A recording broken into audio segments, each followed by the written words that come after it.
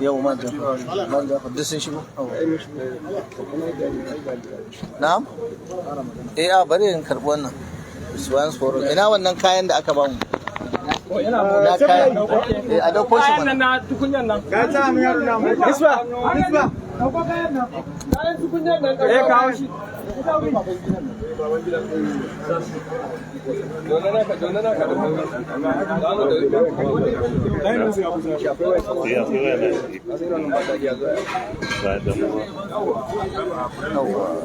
Ka rike shi haka?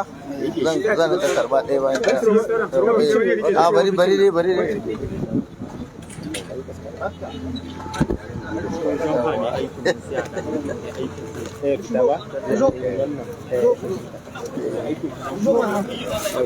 Ya ka kwantar da shi ba tsaye da shi za ka yi ba?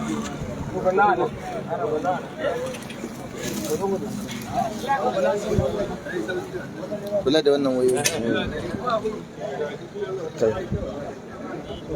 أعوذ بالله من الشيطان الرجيم بسم الله الرحمن الرحيم الحمد لله رب العالمين وبعد السلام عليكم ورحمة الله وبركاته. yan uwa mutanen duniya gabaki daya da suke kallon mu a kusa ko nesa ko suke sauraron mu, kamar yadda muka yi alkawari insha Allah ta'ala a cikin wannan tafiya yau za mu kawo wato ziyara ta musamman a gidan gyaran hali na wato Billiri a karamar hukumar Billiri, Gombe State, Nigeria. Ga mu cikin taimakon Allah tabaraka wa ta'ala mun kawo ziyara wannan gida na Billiri, mun gaisa da inmate waɗanda suke cikin wannan gidan kurkuku na gyaran hali.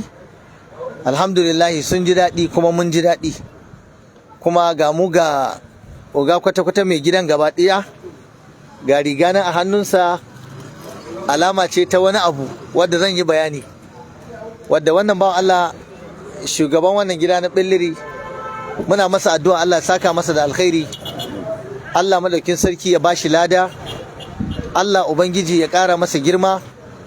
Kuma muna so mu yi wa duniya bayani don mutane su yi koyi da irin aikin alheri da wannan bawan Allah da ya yi, wanda muka samu a wannan gida, wanda muna son duk Najeriya gabaki ɗaya, dukkan gidaje na gyaran hali na prison ko na kurkuku a Najeriya su yi koyi da wannan shi yasa muka ce za mu yi wannan bayani, saboda muna cike da farin ciki da jin daɗi.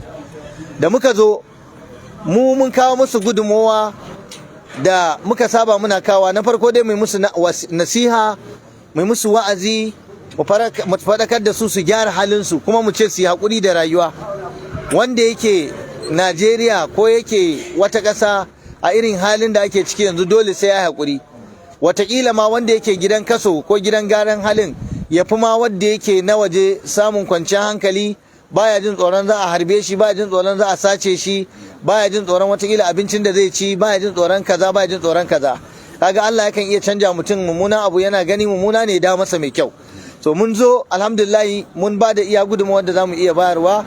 Mun bayar da sutura, kayan sakawa ga kowane ɗaya daga cikin su daidai gwargwado, ko da daɗi ko ba daɗi, da omo, da sabulu, da ainihin wato a sabulun wanka, da magi, da shuga, duka wannan kowane mutum da alhamdulillah mun bashi.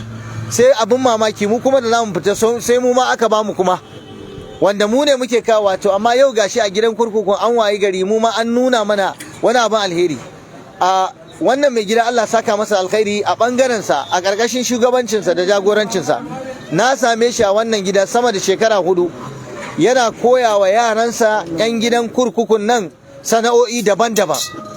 A wannan gida ake koyawa duk wani dan kurkuku ya koyi wannan abin, shine mai abin fifita, wato wanda mutum zai maganin zafi maganin gumi. Ku dube shi mai kyau, handmade, na zamani kuma na gargajiya, wanda talaka zai iya sa karamin kuɗi ya mallake shi. A gidan nan aka yi wannan abin. Sannan abu na biyu, a wannan gida na Billiri, a wannan gida karkashin shugabanci wannan bawan Allah aka yi wannan takalma. Akwai irin wannan takalman da yawa ga sunan masu kyau, kai ka ce da kamfani aka su. Duba bayan su, duba gaban su. Wannan fa duk 'yan gidan kurkuku, 'yan gyaran hali su ne suka yi wannan aiki, suka koya. A gidan nan aka yi wannan jaka ta mata jaka da mata za su ya, ku duba yadda ake sayan jaka na mata. A gidan nan aka yi wannan, a wannan gidan aka yi wannan wato morning fresh, abinda mata suke wanke-wanke a gida, abinda ake wanke mota, abinda ake wanki. Duk Najeriya ba inda ba amfani da wannan. A gidan nan aka yi wannan man shafa, wannan basilin ne, iya daidai karfinsu, kuma alhamdulillah kokarinsa ne, shi ya sanya yake nemo kuɗin da zai sayo kayan aikin ayi. A gidan nan aka yi wannan tukunya, ku duba wannan tukunya, ku duba wannan tukunya, a gidan nan aka yi ta, abun mamaki, da kayan aiki da komai, duk a gidan a Billiri a Gombe State, gidan kurkuku na Billiri. Kaga wannan ba karamin farin ciki bane. A gidan nan aka yi wannan fa, aka dinka wannan riga da aiki da komai, duk a gidan nan aka yi. Akwai irin wannan plenty suna nan da yawa, wanda bawan Allah na karkashin jagorancinsa ya yi wannan fa wanda aka kamo ne, wani barawo ne, wani dan fashi ne, wani dan kwaya ne, wani babansa ya daka, wani kaya ya dauka, wani yayi kaza, wani fashi yayi da makami. Waɗannan mutanen su ne ake gyara misalin su. Kaga wannan shine true meaning, wato hakikanin ma'anar zaman gidan kurkuku.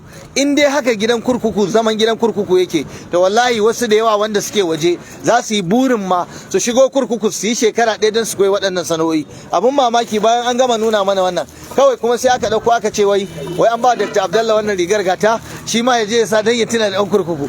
In je gidana in tuka tuwo da wannan tukunya daga gidan kurkuku na Billiri, ga abun nan maganin mafici, kamar an san bana son zafi, aka bani wannan. Ga man shafawa nan aka ce shi ma in shafa, ga wannan kuma aka ce in wanke mota, ga takalmi kuma aka ce in zan je wa'azi in saka. Duka wannan abun alheri ne, ku ce Allahu akbar. So muna yi wa Allah godiya, kuma na yi wannan bayani ne don na nuna duniya gaskiya. Yanzu an samu canji da yawa daga cikin gidajen kurkuku, da haka ina kira ga masu hali su zo gidajen kurkukun nan da suke irin wannan abin, su taimaka musu. Wannan shine inda mutum zai taimako ya samu lada a wajen Allah tabaraka ta'ala. Kuma a karfafi irin waɗannan shugabanni, gwamnati ta san da irin waɗannan jagorori, a dada karfafan su, kuma wato a san aikin da suke yi, a zaburar da wasu su zo su yi. So ina addu'a wa jihar Gombe gabaki ɗayanta da suka samar da wannan bawan Allah, da shugaba wanda yake na prison gaba ɗaya ko na ainihin Gandrovers gaba ɗaya na Gombe, Allah masa albarka don da kokarinsa ya samar da wannan bawan Allah a wannan local government ta Billiri. Sannan ina kira ga masu hali da masu kuɗi su tuna da waɗannan, su rinka zuwa suna ba su tallafi da agaji, ana taimaka musu. Akwai yaranmu da muka samu a nan gurin, wallahi za ka yi kuka ka zubar da hawaye. Wani wallahi abin da zai ci ya sata aka zo aka ɗaure shi, abinci da zai ci ya sata aka zo aka ɗaure shi. Wani za ka gani rikici ne akan wani abin da bai kai ya kawo ba aka zo aka ɗaure shi. So ya kamata Najeriya mu canja tsarin wannan matasa da ake kawo su, za a samu gyara insha Allah ta'ala. Muna roƙon Allah ya taimake mu, Allah ya ba mu lafiya da zaman lafiya. Kuma ranka ya dade, muna maka addu'a Allah taimake ka da kai da ma'aikatanka gabaki daya, Allah ba ku lada, Allah sa a cika da imani. Muna yi muku fatan alkhairi. Insha Allah mun kammala da wannan gida na Billiri, kuma za mu karasa zuwa Tula insha Allah ta'ala. Wassalamu alaikum wa rahmatullahi ta'ala wa barakatuhu. Mun gode. Assalamu alaikum.